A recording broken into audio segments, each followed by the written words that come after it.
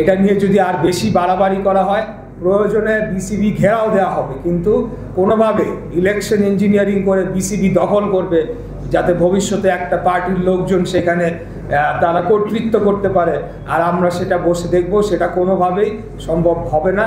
এটা আমরা কোনোভাবেই হতে দিব না, এটা আমাদের স্পষ্ট বার্তা। যেখানে আমি বলেছি যে প্রক্রিয়ায় ফারুক ভাইকে সরানো হয়েছে এটা রাইট না। আরেকটা প্রশ্ন হচ্ছে যে আপনি আজকে আনুষ্ঠানিকভাবে এখানে আসছেন, যে আপনার কাউন্সিলর হয়েছেন প্রডিউসার্স থেকে ক্লাস এখানে আসছেন, অবশ্যই সামনে নির্বাচনে অংশগ্রহণ করবেন। বাট বিভিন্ন গণমাধ্যমে দেখেছি আপনি নির্বাচনে অংশগ্রহণ করতে চেয়েছেন, আজকে বলা যাচ্ছে আনুষ্ঠানিক রূপে। তাহলে আমরা দেখেছি যেটা মানে আমার প্রশ্ন হচ্ছে যে আপনার তো কিছুদিন আগে মহাটান ক্লাবে খেলেছেন বা প্লেয়ার হিসেবে ছিলেন, আপনি আনুষ্ঠানিকভাবে আপনার অবসরটা পাবে মানে আমরা দেখতে পাবো আনুষ্ঠানিকভাবে যে আসলে আপনি অবসর নিচ্ছেন, সেটা আপনার বা চিঠি দিয়ে হোক বা এখানে ঘোষণা দিয়ে ধন্যবাদ। সেকেন্ডলি, প্রথমে আমাকে আনুষ্ঠানিক অফিসিয়ালি রিটায়ার করার কোনো দরকার নেই। সো এটা তো আপনাদের বুঝেই যাবেন, আমি তো আর বিসিবিতে যদি ইলেক্টেড হই তাহলে আমি আর ক্রিকেট খেলবো না, এটা জানি। বাট এদান এগেন কোনো জায়গায় লেখা নাই যে আমি খেলতে পারবো না, ঠিক আছে? সো আমাকে এই কারণে অফিসিয়ালি রিটায়ারমেন্ট ঘোষণা দেওয়ার কোনো প্রয়োজন নেই।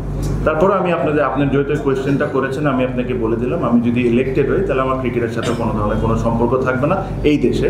যদি অন্য কোনো চ্যারিটি ম্যাচ হোক, এই হোক সেই হোক, সেটা তো আমি খেলতেই পারি। সেই গেল একটা জিনিস। প্রথম যে আপনি যে কোয়েশ্চেনটা করেছিলেন, এটা তো আমিও চাই, যেটা আপনি বলেছেন যে ইলেকশন কমিশনকে স্বাধীনভাবে কাজ করতে দাও, এটা তো আমাদের সবারই তো এটা demand.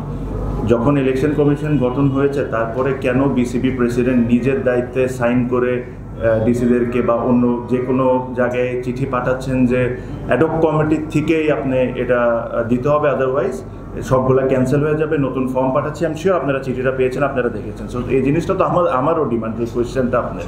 I hope you got your answer. আমার নাম মোজাম্মেল চঞ্চল, আমি যুগান্তর প্রতিনিধি।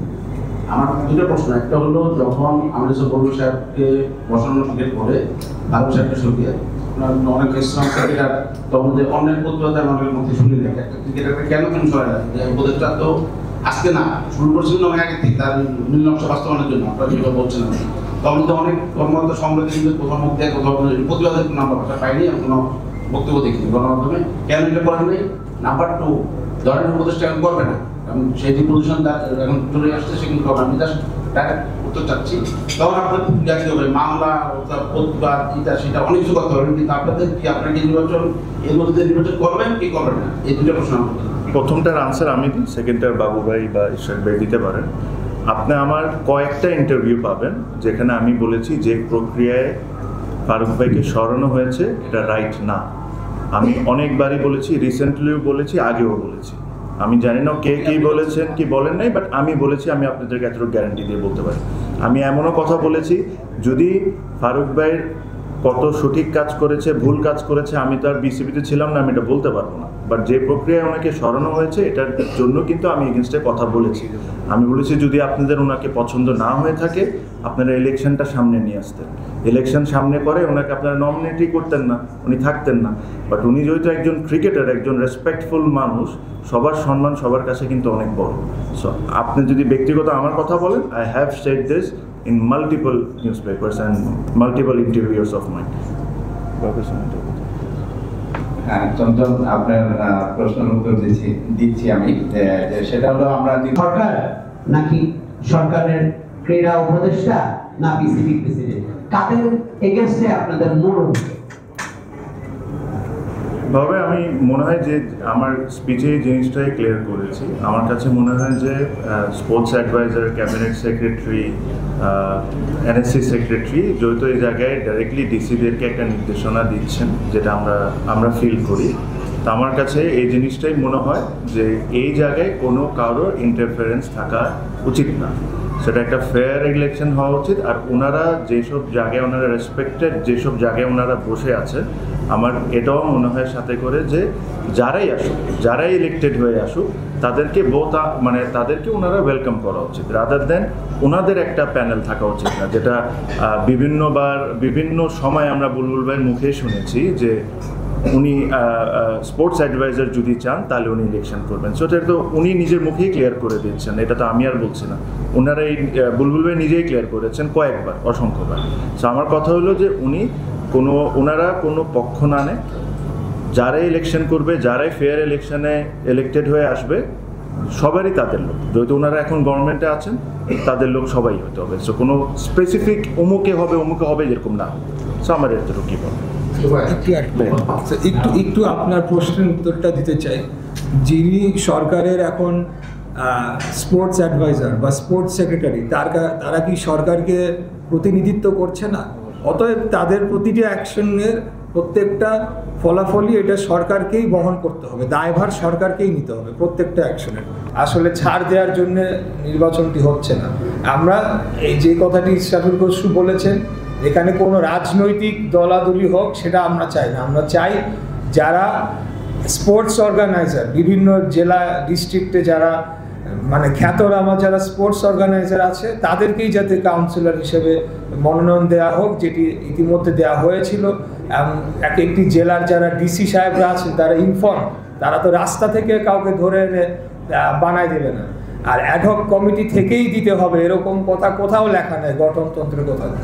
তাই এটা নিয়ে যদি আর বেশি বাড়াবাড়ি করা হয়, প্রয়োজনে বিসিবি ঘেরাও দেওয়া হবে, কিন্তু কোনোভাবে ইলেকশন ইঞ্জিনিয়ারিং করে বিসিবি দখল করবে যাতে ভবিষ্যতে একটা পার্টির লোকজন সেখানে তারা কর্তৃত্ব করতে পারে, আর আমরা সেটা বসে দেখব, সেটা কোনোভাবেই সম্ভব হবে না। এটা আমরা কোনোভাবেই হতে দিব না। এটা আমাদের স্পষ্ট বার্তা। কোনোভাবেই এই যে ডিসি সাহেবদের উপর চাপ প্রয়োগ করে যদি কাউন্সিলর পরিবর্তন করার যে প্রয়াস তারা নিয়েছে সেটিকে যদি তারা এগিয়ে নিয়ে যাওয়ার চেষ্টা করে, তাহলে আমরাও এখানে রাজনৈতিকভাবে সেটাকে মোকাবেলা করার জন্য যে কোনো সময় প্রস্তুত রয়েছে। এখানে আমরা রাজনীতি করতে আসি না। যে কথাটি বারে বারে বলা হচ্ছে, কেন আপনারা বিসিবি এর আগে আপনারা অন্যান্য ইলেকশনের ক্ষেত্রে একই কাজ করেছেন, কেন আপনার বিসিবিতে এখানে রাজনীতি প্রবেশ করানোর চেষ্টা করছেন? আমরা কি স্বৈরাচারী খুনি হাসিনার আমলে দেখি নাই? একজন ব্যক্তি জনাব পাপন, উনি মানে বিসিবি ফেস মানে ওই ভদ্রলোক ছিলেন, মানে উনি একজন স্বৈরাচারের ডিক্টেটরের মতো চালিয়েছেন। এখনও আমরা দেখছি যে সেই রাহু থেকে আমরা বিসিবিকে মুক্ত করতে পারি নাই, স্পোর্টস এরিনাকে আমরা মুক্ত করতে পারি নাই। বিভিন্ন জায়গায় হস্তক্ষেপ করা হচ্ছে। এই হস্তক্ষেপ অবিলম্বে বন্ধ করুন, তা না হয়তো আমরাও আমাদের যে প্রতিবাদের যে প্রয়োজনীয় যে ভাষা পন্থা সেটিকে আমরা বেছে নিতে বাধ্য হব। ধন্যবাদ সকলকে।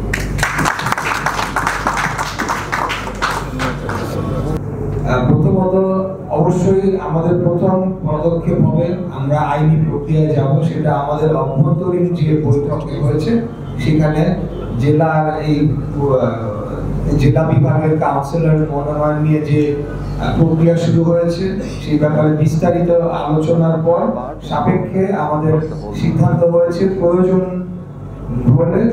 হলে আমরা প্রথমে আইনি পদক্ষেপ নেব। এটা আমাদের প্রথম পদক্ষেপ। দ্বিতীয় পদক্ষেপ যদি তাতেও কাজ না হয় এবং তারা যেভাবে রাজনৈতিকভাবে হস্তক্ষেপ করতে চাচ্ছে, বর্তমান সরকারকে আমরা যতই বলি অরাজনৈতিক, আসলে কিন্তু তারা অরাজনৈতিক নয়, এটা আপনারাও সকলে বুঝেন। তারা যদি সেই লাইনে আগায় তাহলে সেটার জন্য আমরা প্রয়োজন বোধে আমরা বিসিবি কেন আরো কোথাও যদি ঘেরাও দিতে হয় সেটাও ঘেরাও দিতে চাই আমরা, এটা আমি বলতে চাই। তো মোদ্দা কথা হচ্ছে যে এখানে একটা লিস্ট ফাইনালাইজড হয়ে যাওয়ার পরে সেখানে তারা যখন ক্যালকুলেশন হিসাব করে দেখলো যে তারা হয়তো বা তাদের মতো পছন্দ মতো ক্যান্ডিডেটকে প্রি সিলেকশন করে আনতে পারবে না, তখনই কিন্তু তারা এই যে কাউন্সিলরশিপগুলো বাতিল করার জন্য বিভিন্ন জেলা বিভাগে চাপ প্রয়োগ করা শুরু করলো ডিসি সাহেবদেরকে। হয়তো বা চিঠির মাধ্যমে একটা জেনারেল চিঠি গিয়েছে, কিন্তু সকলকেই যেটা ইতিমধ্যে বলা হয়েছে ফোন করে চাপ প্রয়োগ করা হচ্ছে। আপনারা তো জানেনই যে বাংলাদেশে কিভাবে এই প্রক্রিয়াগুলো সম্পন্ন করা হয়, যার কারণে আজকে আমরা বাধ্য হয়ে কিন্তু আজকে এখানে এসেছি। এটা যে প্রেস কনফারেন্সটা কিন্তু আসলে আমরা আমাদের অনেকটা বাধ্য হয়ে আমরা করতে জনসম্মুখে আসা উচিত যে কি হচ্ছে ঘটনাগুলো হচ্ছে। লাস্ট দুটো কোশ্চেন, একটা নমন ভাই